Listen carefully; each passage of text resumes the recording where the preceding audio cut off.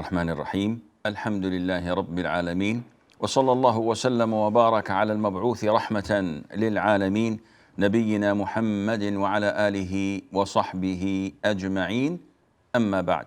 Dear brothers and sisters in Islam, Assalamu alaikum wa rahmatullahi wa barakatuh, and welcome to this new episode of Ask Zad, coming to you live from Zad Studios. Our first email is from Brother Hussein. He says, I wanted to know regarding male haircut. Islam Q&A says that it has to be the same length, etc., which I believe is also a Salafi site said it can be different lengths. Which is more correct? I like to keep small scissors, cut on tip. What's the smallest number I can have on the sides? First of all, Islam Q&A.info is one of the most trusted Islamic websites in the world. And I have experienced this website for the past like 20 years, maybe more, since the mid-90s or late 90s. And they work really hard and they ask scholars directly and take the fatwas from real scholars, not like us, Tom, Dick, or Harry. So it is a trusted website and the fatwas are also trustworthy. However, in so many cases, the issue is with our understanding or in comparing apple to apple. So it is not advisable for a layman to go and look for an answer to his question that may not fit the question that he's reading on that website. People divorce their wives and all of a sudden they say, I found a fatwa on this particular site and it says that the divorce is invalid or the divorce is valid, not knowing that there is a little difference between your situation and the situation of the person who asked the question in the first place. Therefore, one has to be careful in implementing and applying such fatwas to them, to their selves. Now, the question that we have here at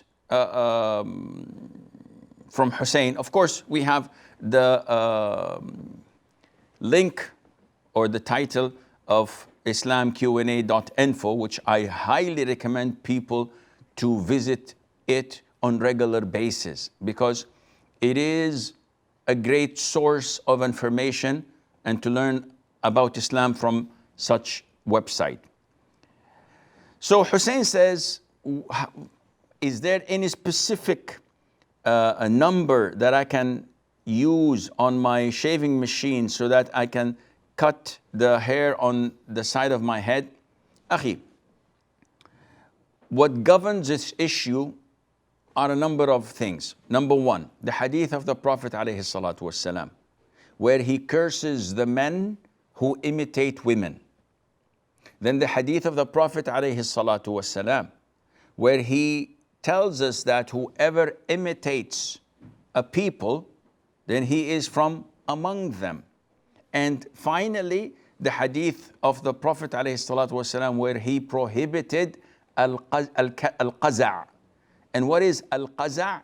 Is to shave part of the hair and to leave the other part. So, when looking at these three hadiths combined, it is not prohibited to have the hair on the top of the head longer a little bit than the hair on the sides. This is the normal haircut. Anyone among the Muslims and the non-Muslims, the normal haircut would be that the hair on the side would be a little bit shorter. What is prohibited if someone comes and he shortens it to the skin, like the Marines, when they have their haircut, they do it this way. They have the top longer, but it's almost shaven on the sides. This is prohibited. Why? Because this is imitating the kuffar, the disbelievers. Plus, it is qaza'. If someone wants to make a mohawk haircut, like Mr. T, for example, also this is haram. This is qaza', clearly. If someone wants to grow his hair long and has a ponytail in a way that is feminine, he has no beard, he has nothing, but he just likes to have a long hair like the kuffar or the women, this is also prohibited. Some football players may come and have weird haircuts. So probably you find someone just shaving a line on the top of his head or on the side of his head while the other hair is normal, but he just has a line here shaven. Of course, this is haram. This is qaza', which the Prophet prohibited, alayhi salatu wasalam. Unfortunately, I was told that some Muslims may do such haircuts. As a Muslim, I have an identity. And my identity does not require you to wear this ghutra which I'm wearing on my head. It doesn't require you to wear a thobe, the white thobe, which is the long shirt that I'm wearing. No, this is not part of the identity. This is a cultural thing. The identity is to be identified as a Muslim by not following the footsteps of the disbelievers. So shaving your beard is totally prohibited in Islam. This is part of your identity, and it's mandatory and obligatory to grow it. Having a normal haircut is part of your identity, because once you do something that is not normal, then you have changed your route into a different path, which is not the straight path. So normal haircut is okay. But if you put these hadiths that I had mentioned in mind, and before you make a haircut, you ask and consider, in this case, inshallah, you will be safe. Aisha says, how should a woman's outer garment be? Meaning, how loose in inches? Is wearing shalwar kameez enough? Because it is very colorful and attractive with patterns and designs. And women in the subcontinent wear this, and the dupta, or the scarf of this same shalwar kameez, which is put on in a way that sometimes shows part of their hair. Now, the issue is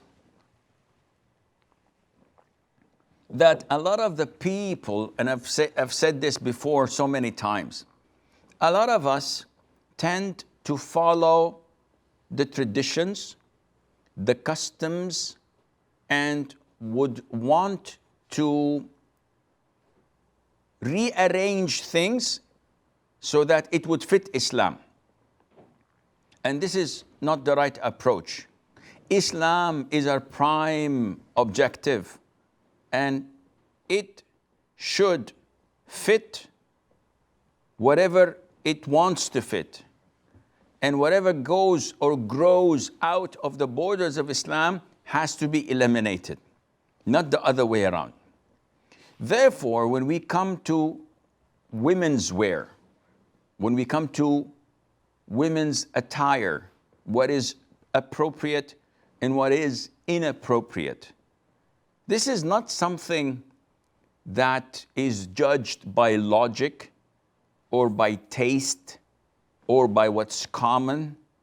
It is judged by the verses of the Quran, the hadith of the Prophet ﷺ, with the understanding of the three favorite generations, whom the Prophet said ﷺ, Khayrul Qurun, the best of generations, is my generation, that is his era of the companions, then those who follow them, the tabi'een, and those who follow them, the tabi'in.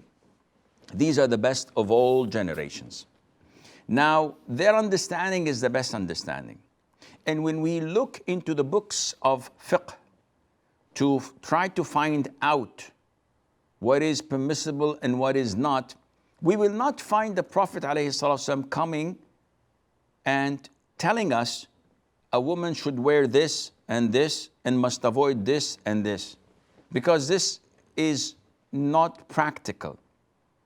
You remember the hadith of ihram for men? A man came to the Prophet ﷺ and said, "O Prophet of Allah, what should a muhrim," the one who's intending to do Umrah or Hajj, what should a muhrim wear? Now the question is so generic in the sense that he might say he can wear this and this and this, and it goes on. It's like someone asking you, what can a Muslim eat? So you start just listing the fruits and it takes you like an hour. Vegetables, types of meat, the types of nuts, the types of this and that. It is endless. Instead, you go and answer in the restricted things that he's not allowed to do, and that is very little. So you say you cannot eat pork, you cannot eat meat that was not slaughtered appropriately in the Islamic way, and you cannot eat any predator like wolves, lions, tigers, etc. That's it. And the rest is halal, unless it falls under this haram category. The same methodology was taught to us by the Prophet ﷺ when he answered the man about what a muhrim should wear. He did not list the things he should wear. Rather, he told him about the things he should not wear. So he said that a muhrim must not wear al-burnos, al-baranes, he should not wear al-umama, the turban. The burnos is a cloak that has a hoodie on it. He should not wear the sarawil, which is the pants. He should not wear a qamis, which is a shirt, t-shirt, whatever. And he should not wear shoes. That's it. End of story. So now, if we look at the women's attire, we, after studying the evidences from the Quran and the Sunnah, find out that Islam tells us that a woman can wear anything she wants when she's outside of her home and non-mahram men are looking at her, providing that, one, she wears clothes that cover her body properly, in the sense that they are not tight to show her figures, her her bone structure, her curves, and it is not see-through, so that we can tell what she's wearing underneath. And it should not be imitating the disbelievers. So if a nation of the disbelievers are known to wear such a dress or an outer garment, Muslims should not wear that. Thirdly, it must not be attractive by itself. So it shouldn't be eye-catching, because this defies the purpose of the hijab. Why are you wearing the hijab? Because Allah ordered us to do so. Secondly, so that we do not draw attention and the wrongdoers would not abuse us or flirt with us or say inappropriate things to us. So if you wear something that is attractive, it's like calling the hounds to attack. If we go back to Aisha's question, the sharwal kameez, this is worn in the subcontinent. So the kameez is the Arabic word of qamis, and qamis means a shirt. So any upper garment that you insert your hands in the sleeves, this is called qamis.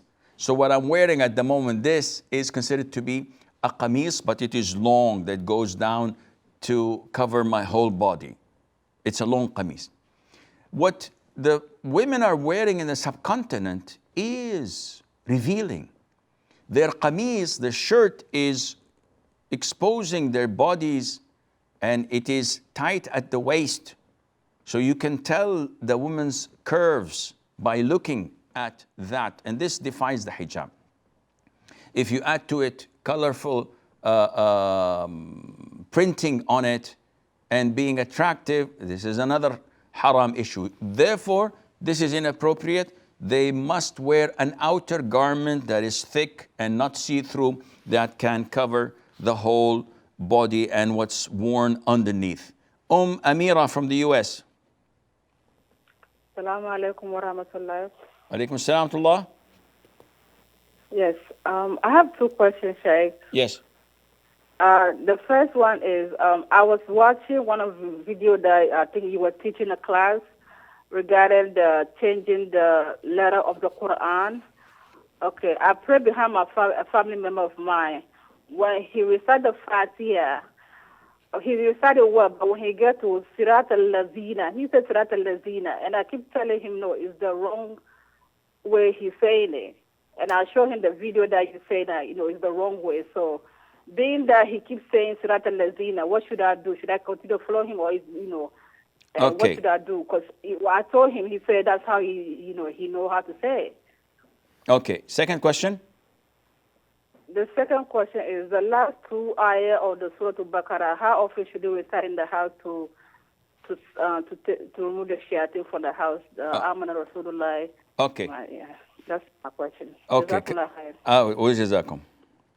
So Amira had two questions, and the first question is that if a person mispronounces letters in the Fatiha, does this nullify the salat or not? The scholars have different opinion regarding this. Some of them said that the Fatiha is a pillar of salat, and making one single mistake in pronouncing a letter nullifies the rak'ah and hence nullifies the salat. Other scholars say that no matter how many mistakes you do, this does not affect the salat at all, because these are mistakes. And the most likely authentic opinion is that as long, one, as a person is not intending it, two, that the meaning does not change, then the salat is valid. Can you explain this? Okay, I'll do inshallah. One, that it is not intentional. So a lot of the people make the mistake and they recite wrongly, either because they are ignorant of the ruling or they are unable to say it. So a lot of the non-Arabs, and by the way, Arabic language is known to be lughatul dad, the language of dad, because to my knowledge, I don't think there are other languages that have this letter, dad. So people say غير المغضوب عليهم ولا الضالين. They make a mistake. They're unable to say it. So say غير المغضوب عليهم ولا الضالين or الضالين. They are unable to say الضالين. So if a person is unable, this is not in his ability. In this case, his prayer is valid for himself, which makes it valid for everyone praying behind him. Number two, if the meaning doesn't change. So when we say صراط الذين أنعمت, the path upon which you have favored, أنعمت. If I changed it and said صراط الذين أنعمت, this means that I am the one who favored them. This totally distorts the meaning from Allah Azza wa Jal to myself. The prayer is invalid immediately. This mistake has to be rectified. If not rectified, khalas, it's over. Therefore, it seems to me that the person you're praying the Fatiha, praying behind, is unable to correct it because alladhina, maybe it's difficult for him. But if he's able to say it and he doesn't, in this case, you are not supposed to pray behind him, because alladhina is very easy. Those who can say allazina can say alladhina. All what you have to do, the difference between the z and the is taking a tip of your tongue outside of your mouth. Not outside of it, but just put it at the border. So instead of saying allazina, say alladhina. And this would do the job. So everyone can do this. But if he's adamant and he's refusing to correct himself, then I believe that you should not pray behind him. Her second question, Amira, is that how often should we recite the last two verses of Surat Al-Baqarah? First of all, what are the benefits of reciting the last two verses of Surat Al-Baqarah? One, the Prophet had told us, alayhi salatu wasalam, that the devils will be prevented from entering a house that people recite the last two verses of Surah Al-Baqarah in for 3 nights. So it is also part of the adhkar of going to bed. The Prophet said, alayhi salatu wasalam, whoever recites the last two verses of Surah Al-Baqarah, it will suffice him. What does it mean it would suffice him? The Prophet says, whoever recites the last two verses of Surah Al-Baqarah at night, it will suffice him. Scholars say 1.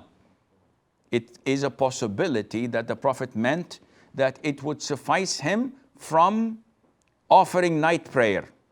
So they are as big and strong and valuable as night prayer. 2, the possibility or the interpretation is that it would suffice him from being protected with anything else, because the devils won't be able to enter the house. So you can recite it before going to bed. You can recite it randomly throughout the day or the night if you wish. And inshallah, there's nothing wrong in that. We have a short break. Stay tuned. And inshallah, we'll be right back. Muhammad sallallahu alayhi wa sallam.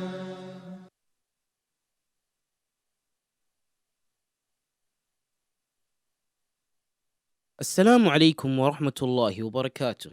Today I'm going to talk about the book Interactions of the Greatest Leader. Prophet Muhammad sallallahu alaihi wasallam reminded us through his guidance and example that Islam is complete submission to the will of Allah. For one who submits, a mere declaration or display of belief will not be taken for success, but his or her heart and soul will certainly be put to test. Allah tested the Prophet of Allah sallallahu alaihi wasallam severely in order that he sallallahu alaihi wasallam becomes an example for his companions to follow. Similarly, he tests the believer to see whether he lives a righteous life in accordance with the instructions and commands set by Allah, or lives according to what his desires dictate. Whether the faith he displays is firmly rooted in his heart, or is it merely on the surface. He will be tested to see whether he will continue to have faith and love of Allah when in a calamity, as he does when in comfort, whether he will continue to remember and worship him if given bounties and comforts of life, as he does when he lives a modest life. Allah will undoubtedly test him to see if his faith, trust and love of him is unconditional, or is it conditioned upon good health and a comfortable life, free from stress and anxiety. The Prophet of Allah sallallahu alaihi wasallam showed us through his own example that for a righteous Muslim, this life is a testing ground where he will continue to be tested until he meets Allah. For him, tests will be conducted on earth while he lives, and not after he dies. He knows that as soon as death arrives, and he steps into the next world, his tests are over.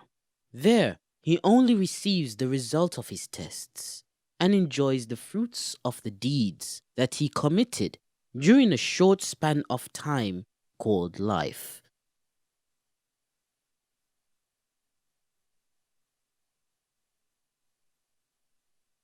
محمد صلى الله عليه وسلم.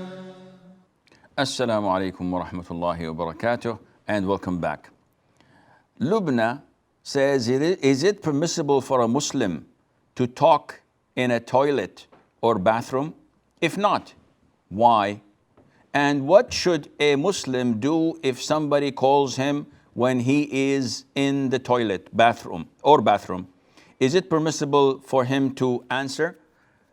It's an issue of dispute. The vast majority of scholars and schools of thought say that this is not recommended, meaning it's makruh. And some even go a bit further and say, no, it is prohibited.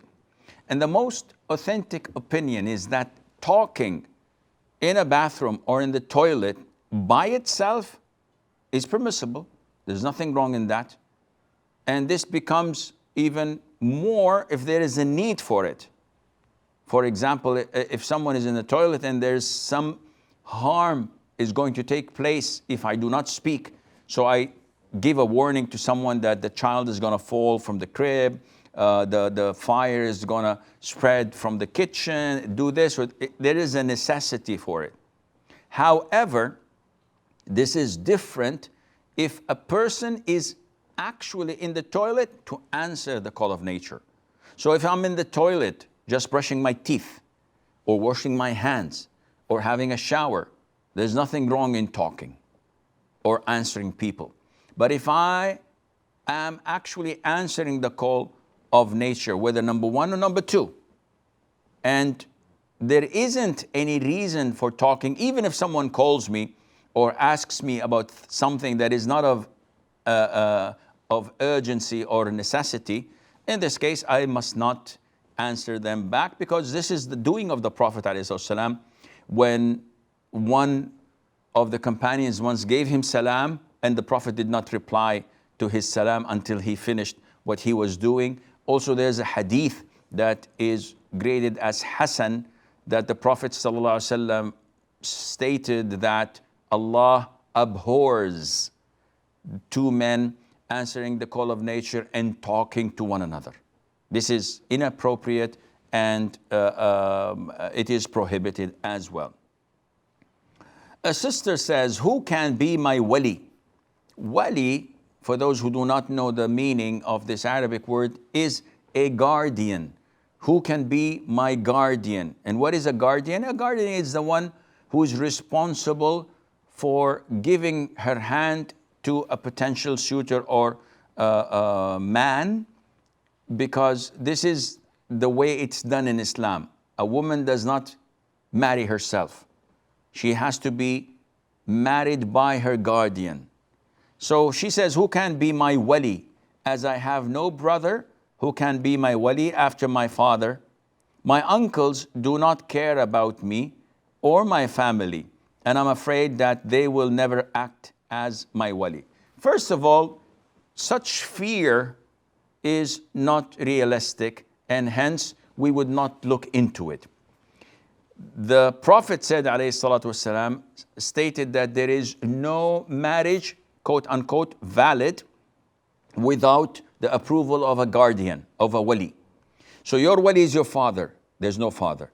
Your brothers, there are no brothers of mine. Then your sons, I'm not married. I don't have, your grandfather, they're all dead. Your paternal uncle, I don't have any paternal uncles. Your paternal cousins, first cousin, second cousin, third cousin, these are all your possible guardians. If you are cut off a tree and you have no one else, then the Muslim judge or the Muslim ruler becomes your guardian. وَالسُّلْطَانُ وَلِيُّ مَنْ لَا وَلِيَّ لَهُ. The ruler is the guardian of someone who does not have a guardian. Muthanna from Iraq.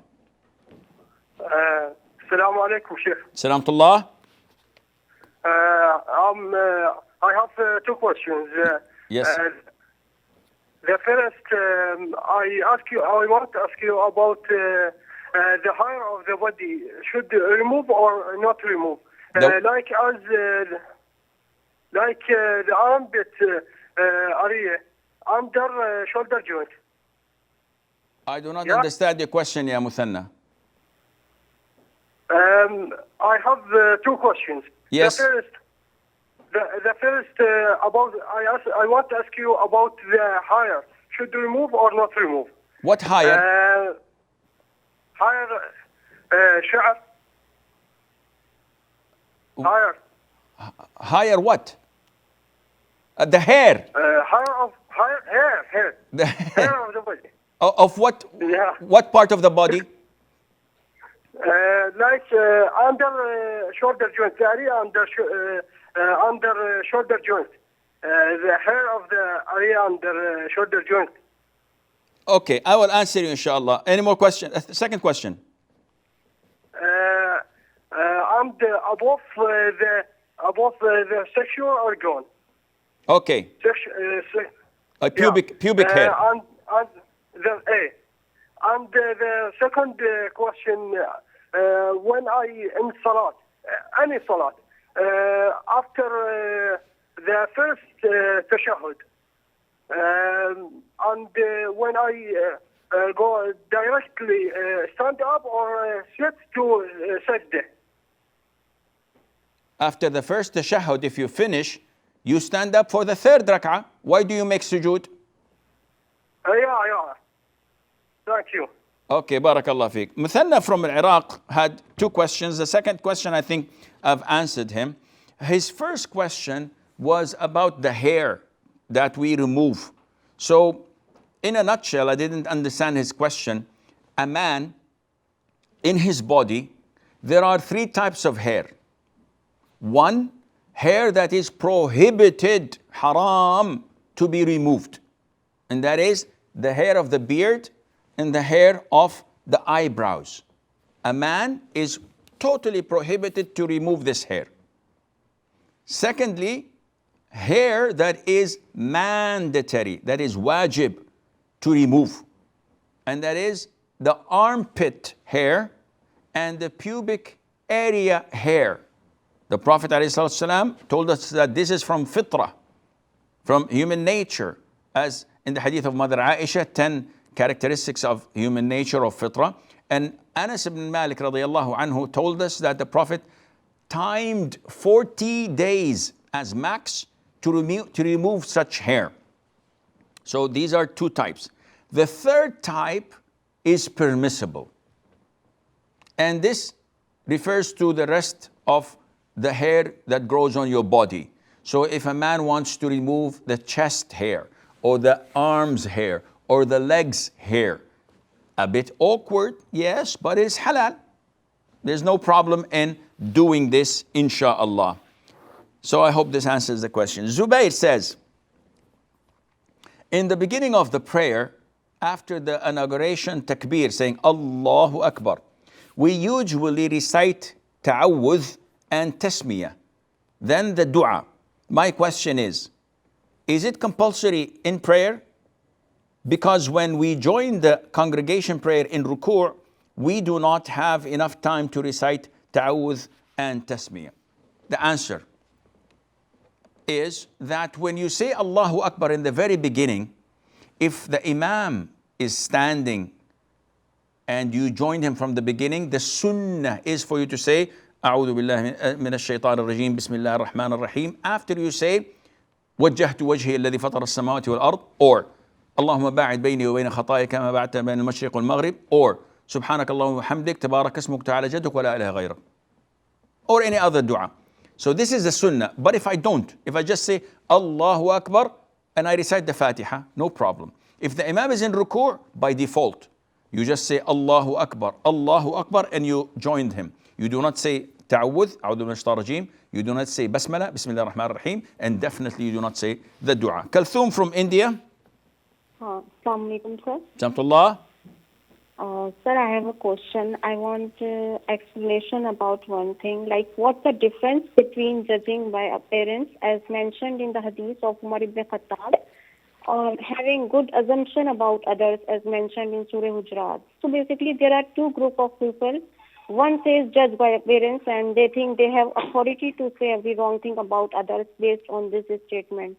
Second group of people says, don't judge me or others, only Allah can judge. So how could we balance both about teachings of Islam? Kindly guide me about this, inshallah. Okay, I will answer you, inshallah. Kalthum's question is a little bit complicated. In Islam, deeds are judged by intention. But this hadith is between the individual and Allah Azza wa Jal. So Allah would judge me according to my intention, which no one knows except Allah subhanahu wa ta'ala. Having said that, in order for Allah Azza wa Jal to accept your deeds, you need two conditions. The first one, to have sincerity, which is interpreted as intention. That is, you're doing it for the sake of Allah. Secondly, it has to coincide with the sunnah of the Prophet alayhi salatu wasalam. So if my intention is pure, if my intention is sincere to Allah Azza wa Jal, to give da'wah to this woman, taking her to dinner on a date is definitely a bad deed. I cannot justify my bad deed by saying that I have a good intention. Allah would not accept my deeds because the conditions are not fulfilled.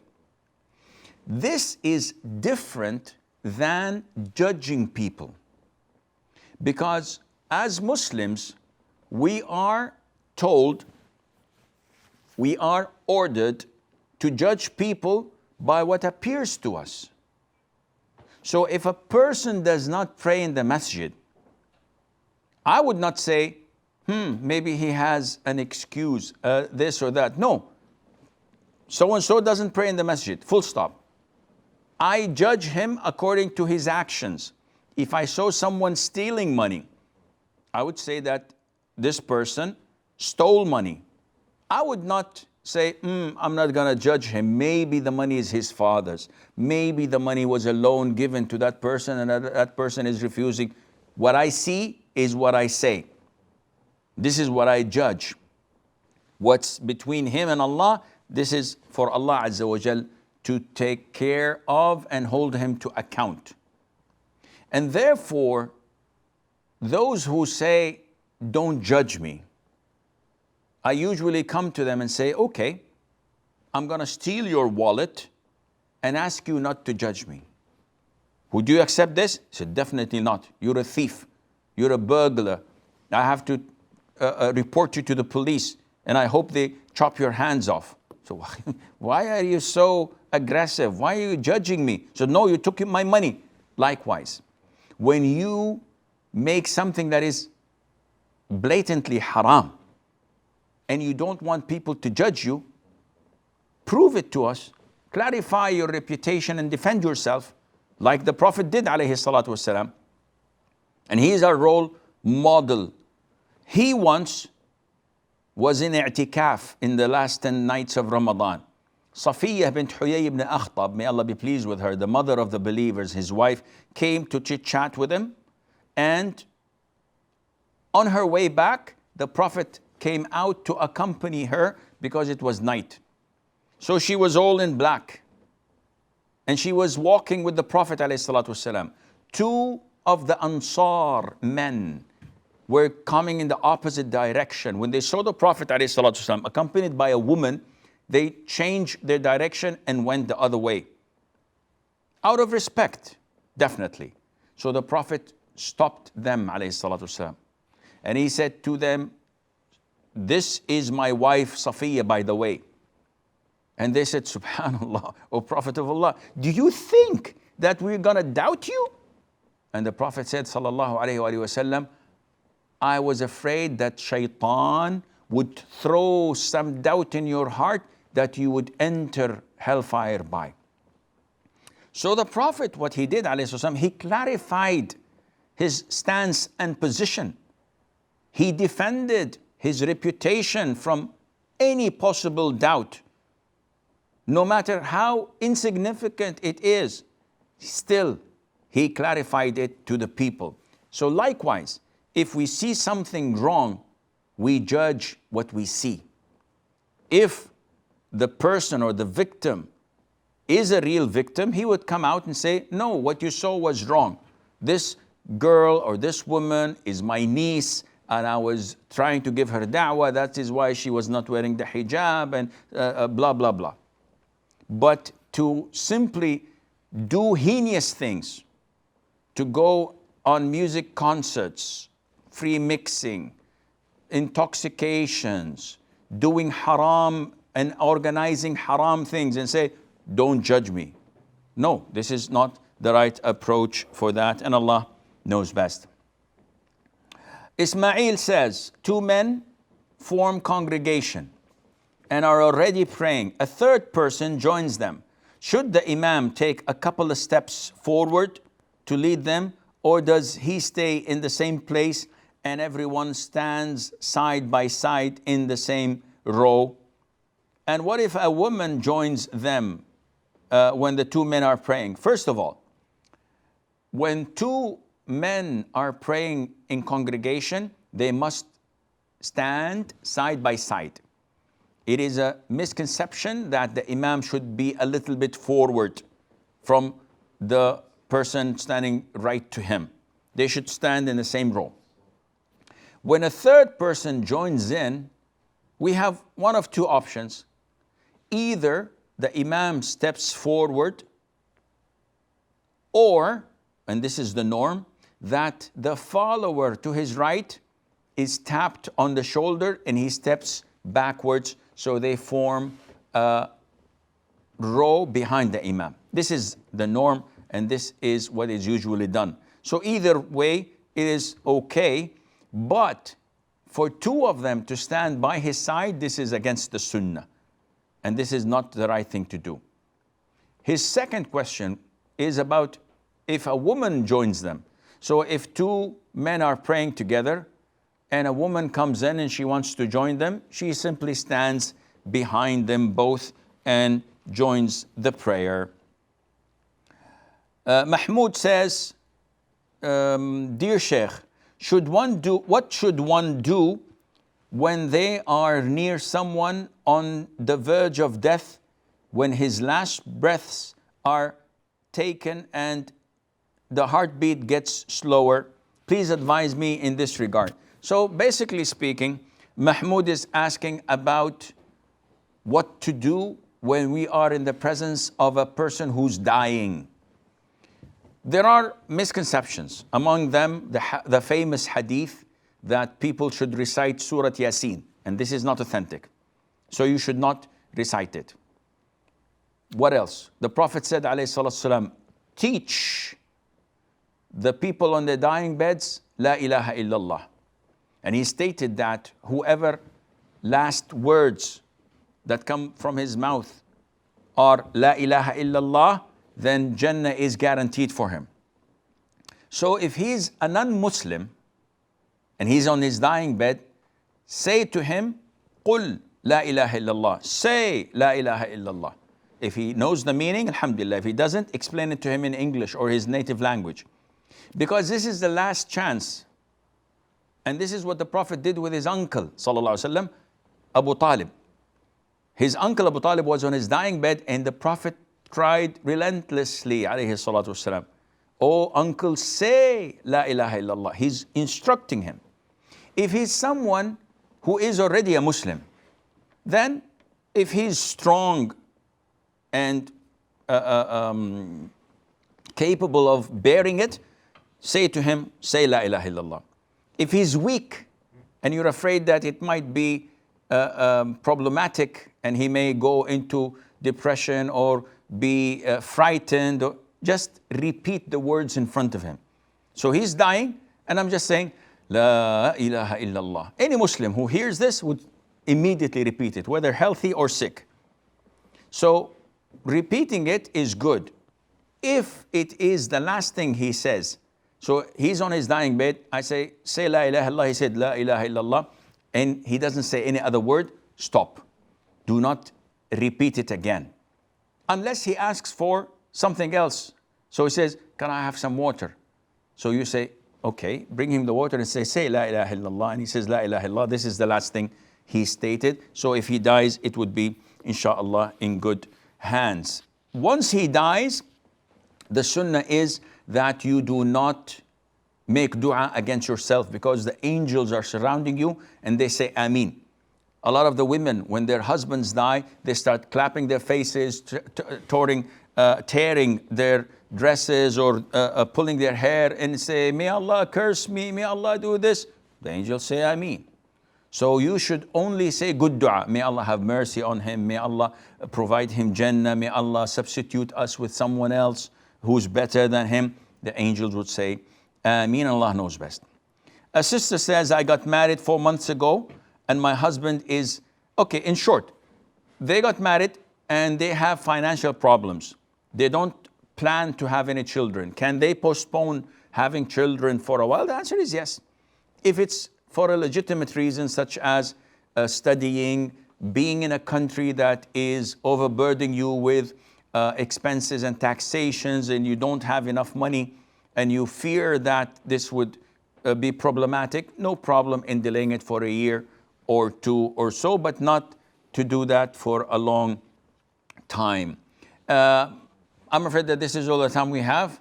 Until we meet next time, I leave you fi amanillah. Wassalamu alaikum wa rahmatullahi wa barakatuh.